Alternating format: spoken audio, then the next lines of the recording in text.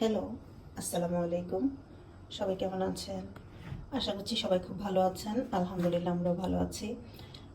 একটু চিকেন ফ্রাইয়ের জন্য chicken marinate করব। তো এখানে আমি সবগুলো লেগ পিস নিয়েছি। আর আমি এই যে উইংসটাকে সাথে রেখে এইভাবে যেটাকে আমরা পাখার পাশের এটাকে সিনাও বলি, ওই পিসটাকে একসাথে করে আমি একটা পিস রেডি করেছি। আর এই তো লেগ পিসগুলো। তো আমি একটা লেগ পিস একটু গোটা রেখেছি, বাকিগুলো আমি এভাবে টুকরো করে নিয়েছি। আর এই ম্যারিনেশন করার জন্য আমার যা যা ইনগ্রেডিয়েন্টস লাগবে সবগুলো আমি আমার পাশে নিয়ে নিয়েছি। তো আমি এখানে টক দই দিব। তো এই টক দইটার একটা গল্প আছে। এই টক দইটা আমি নিজে রেডি করেছি গতকাল, যদিও খুব বেশি জমাট বাঁধেনি, এই যে ফ্রিজে রাখাতে একটু ইয়ে হয়েছে। তো আমি এখান থেকেই কয়েক চামচ দিয়ে দিব, যতটুকুই হয়েছে। আসলে আমি খুব বেশি গরমের মধ্যে রাখতে পারিনি। দেখা গেছে কিচেনে রেখে দিয়েছিলাম, ভেবেছিলাম যে কিচেনে রাখলে এটা খুব সুন্দর একটা ইয়ে হবে, কিন্তু খেতে ভালোই লেগেছে। এই যে জমাট বেঁধেছে কিন্তু কিছুটা, তবে ডিপে রাখলে আর একটু জমে যেত। তো আমি ডিপে রাখিনি, নর্মালি রেখেছি। তো আমি এখান থেকে এই যে 4-5 চামচ দিয়ে দিলাম। আর এখানে আরেকটা জিনিস ইউজ করব, যেটা হচ্ছে যে টমেটো সস। তো টমেটো সসটা এটাও কিন্তু আমি নিজে রেডি করেছি। এই তো এখানে আমি কিন্তু টমেটো সস মূলত আমরা যে ধরনের ইয়েতে বোতলে রাখি, ওখানে রাখার পরে এই বয়ামটাতে আমি রেখেছি। এখানে দেখা যাচ্ছে একদম নিচে পড়ে আছে, কারণ হচ্ছে এটা একদম লাস্ট যেটা ছিল ওইটুকু আমি এখানে ঢুকিয়ে রেখেছি। তো যাই হোক, এই তো নিজেদের বিভিন্ন কাজে লাগে, ঘরোয়া বিভিন্ন ইয়ের মধ্যে, এসব কারণে আসলে এই ইয়েগুলো রেডি করা। তো আমি এখানে কথা বলতে বলতে কিন্তু টক দই, তারপর দিয়ে দিলাম টমেটো কেচাপ। এটা হট টমেটো সস তৈরি করিনি আমি, নর্মাল। এখন দিয়ে দিচ্ছি আদা রসুন পেস্ট। তো আমি আদা রসুন, এই যে আদা দিয়েছি 1 চামচ, রসুন 1 চামচ দিয়েছি, আরও 1 চামচ আদা দিচ্ছি, আরও 1 চামচ রসুন দিচ্ছি। আমি চেষ্টা করছি সমান সমান করে দিতে। আর এই তো হয়ে গেল আদা রসুন পেস্ট 3 চামচ। তারপর আমি এখানে হাফ চামচ পরিমাণ মরিচের গুঁড়ো দিয়ে দিচ্ছি,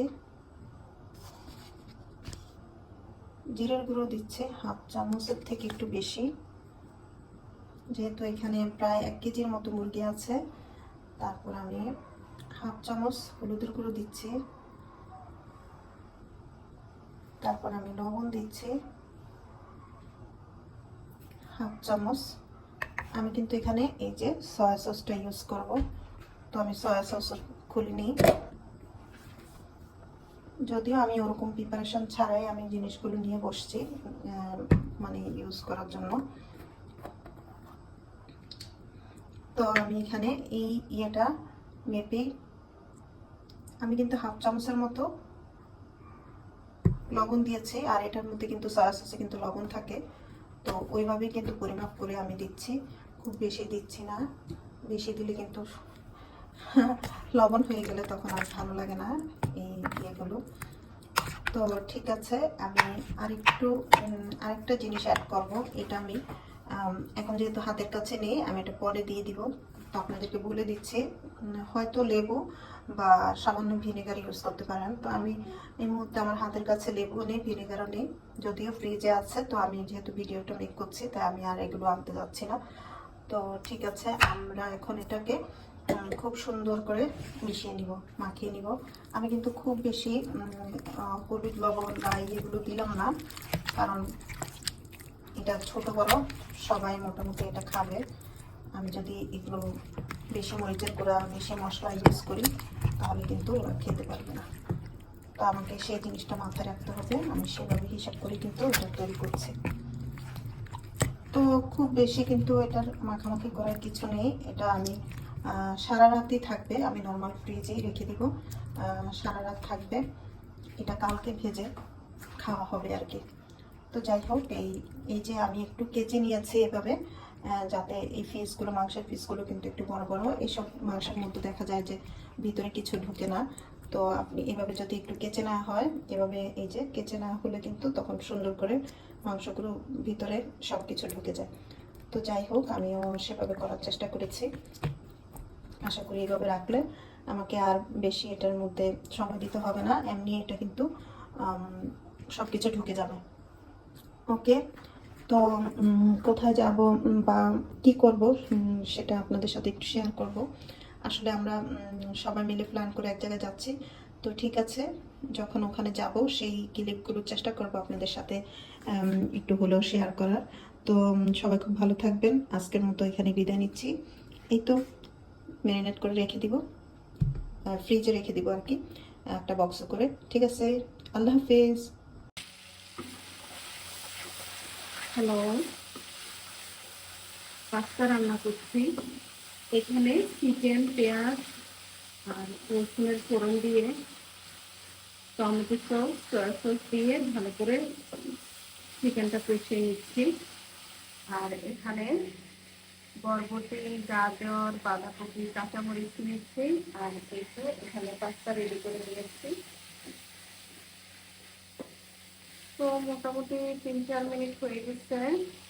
এই তো আমার ইয়েটা ভাজা হয়ে গেছে। কিন্তু এখন আমি এখানে এই যে গাজর আর বাঁধাকপির মিক্সচারটা দিয়ে দিচ্ছি।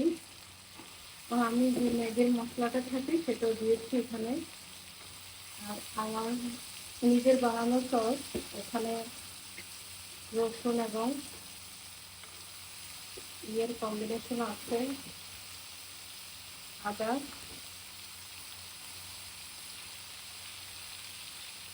তো সকাল সকাল যে এটা রান্না করে ফেলছি।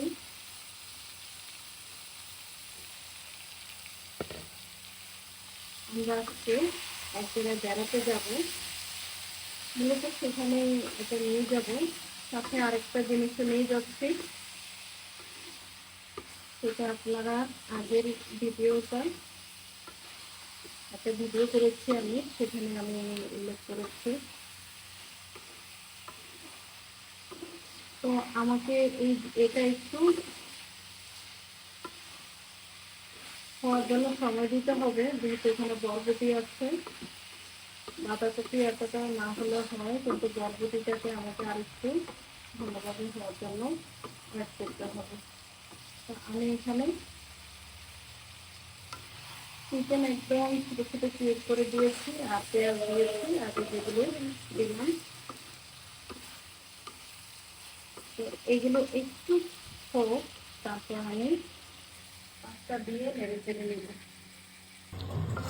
এই তো আমি পাস্তা দিয়ে অলরেডি নেড়ে চেড়ে এটাকে মিশিয়ে নিয়েছি। আর মনে হলো যে একটু কম হয়ে যাচ্ছে, যেহেতু আমাদের মানুষ পরিমাণ বেশি। তো আমি এখানে একটা ফুডি নুডলস মিক্স করেছি, যাতে একটু পরিমাণে বেশি হয়। তো এই তো আমার নুডলস অলরেডি ডান। এখন আমার অন্য কাজগুলো আমি রেডি করে নিচ্ছি। ঠিক আছে, এই যে ছোট বোনের বাসায় চলে আসছি ইফতারের দাওয়াতে। এখানে আছেন মিস্টার আজিজ কাজল, এখানে আছেন আমার বড় দুলাভাই। এই যে সবাই ইফতার নিয়ে বসে আছে। আলহামদুলিল্লাহ, আমরা ইফতার সামনে নিয়ে বসে আছি। আজকে আমাদের কততম রোজা? কত? 17, 16তম রোজা। আজকে আমাদের 16তম রোজা।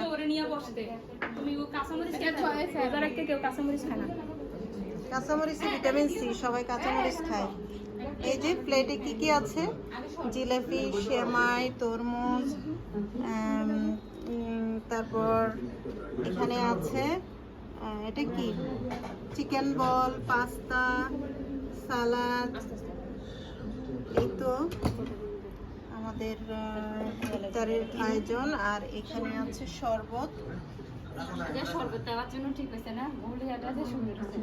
এটা হচ্ছে লেবু আর ইসবগুলের শরবত। এটা কি? ঠিক আছে করলাম না কাজ। ঠিক না, আমি আমার ছবি রাখি why you are so possessive?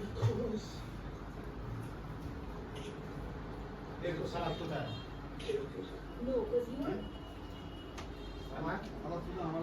যে বরাবর এই যে আরাধ্য